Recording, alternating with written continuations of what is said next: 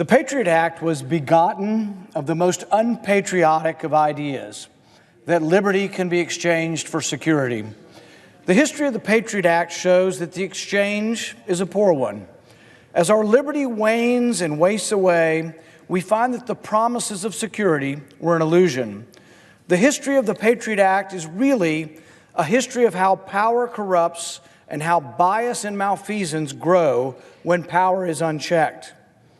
The Patriot Act allows a secret court, FISA, to grant generalized warrants to collect personal data from millions of Americans.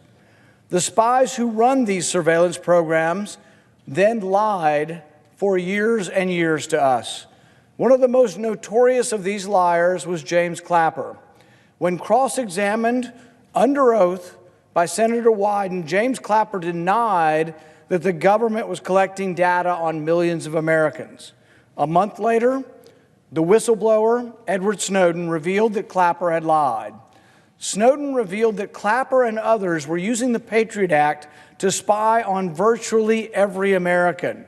Snowden revealed that the secret FISA court was allowing a single court order to command the collection of millions of Americans' personal phone data. Most members of Congress had no idea that this was going on. In fact, one of the authors of the Patriot Act publicly expressed his shock that such a massive surveillance of Americans was occurring with no notification of Congress. Clapper and others, though, said that's not true. They justified their actions by saying, "We've been briefing the elite 8 congressmen." Who are the elite 8 and who made them elite? The elite 8 are the majority and minority leaders of the House and the Senate, and the majority and the minority leader of the Intelligence Committee in the House and the Senate, 8 people. When they were quizzed about this program, most of them said they couldn't remember ever being briefed on it. But the real constitutional question is, have we not changed and subverted the Constitution to make 8 people more important than the rest of us? So this is a program where they were collecting the data on everybody's phone calls, everybody in America, and you would think there would have to be a debate and approval by Congress, but they only take 8 people. And those 8 people seem to be confused that they had approved the program as well. The idea that a single court order can allow the collection of personal data from millions of people is antithetical to the intentions of the Fourth Amendment.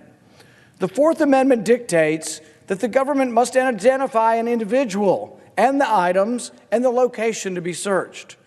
The Fourth Amendment was intended to forbid general warrants or writs of assistance that historically monarchs had used indiscriminately to collect vast amounts of either belongings or possessions of individuals. The Fourth Amendment was written to prevent that from happening.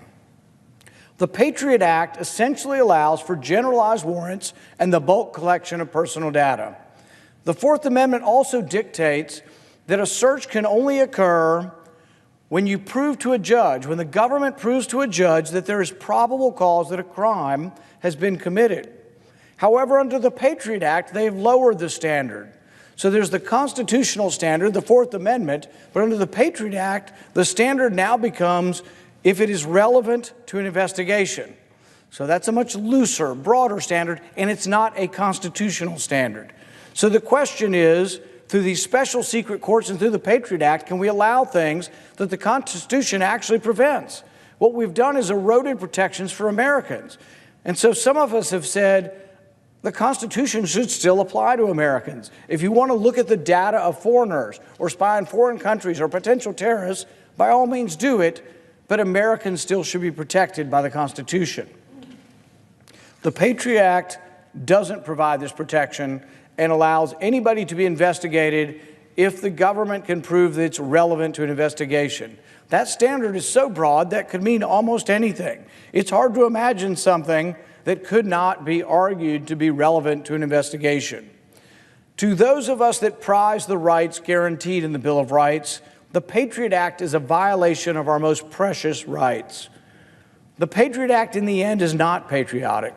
The Patriot Act makes an unholy and unconstitutional exchange of liberty for a false sense of security.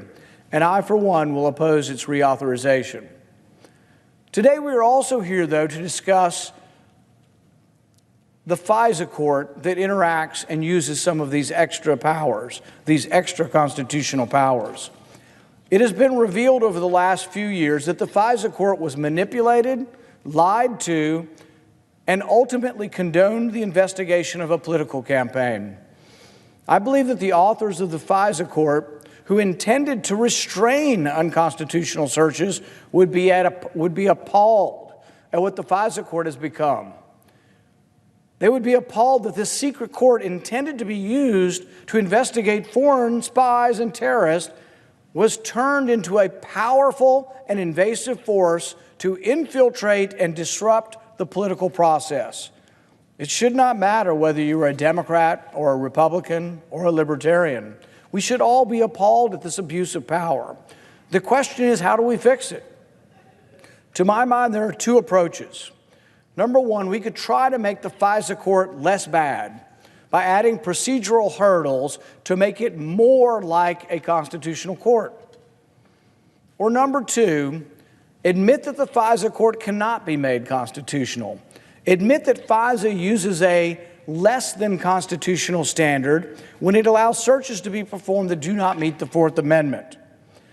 The Fourth Amendment requires probable cause that you've either committed a crime or are committing a crime. The FISA court only says we have to say that there is probable cause, the government must prove or assert that there's probable cause that you're connected to a foreign government. But as we've seen, the standards were so lax that when they went to the Trump campaign and said that a certain person was related to a foreign government, it turns out it was untrue. And they didn't present facts to the court that actually argued that he wasn't an agent of the foreign government, and that person had no one to argue for him.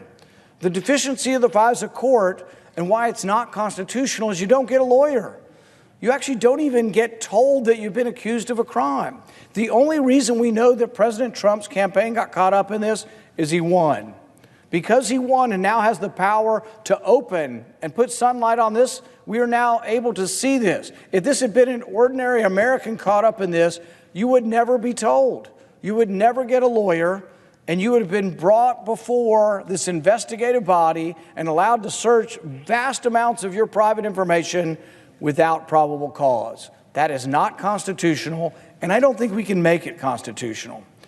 I think we should admit that we can't constitutionally allow Americans to be subjected to a search that doesn't follow the Fourth Amendment. I believe there's no fixing the FISA court to make it constitutional for Americans. I believe the only solution is to exempt Americans from the FISA court. If government wants to investigate a political campaign, which should be a very rare and a very unusual circumstance to have the government involved in a political campaign, government should request a Fourth Amendment search from an Article III constitutional court. Now, some will say, oh, it's so hard, we'll never get it. Guess what? Even constitutional warrants are mostly granted. The vast majority of them are granted, but guess what? A judge will be a little reticent to get involved in the political process because they know how heated it is and how important it is to our republic. But that's the way you should investigate a campaign if you're going to. Opponents of doing the tried and trusted constitutional way will argue that it takes too long, it's too hard. But guess what? The Constitution was meant to be an onerous standard. The Constitution was meant to be rigorous. Our founding fathers understood that justice cannot be achieved in secret courts that don't notify the accused, nor let the accused have legal representation. You can't find justice where there is no adversarial process, where you don't get a lawyer. I think it's high time we quit letting fear overrun our constitutional duty.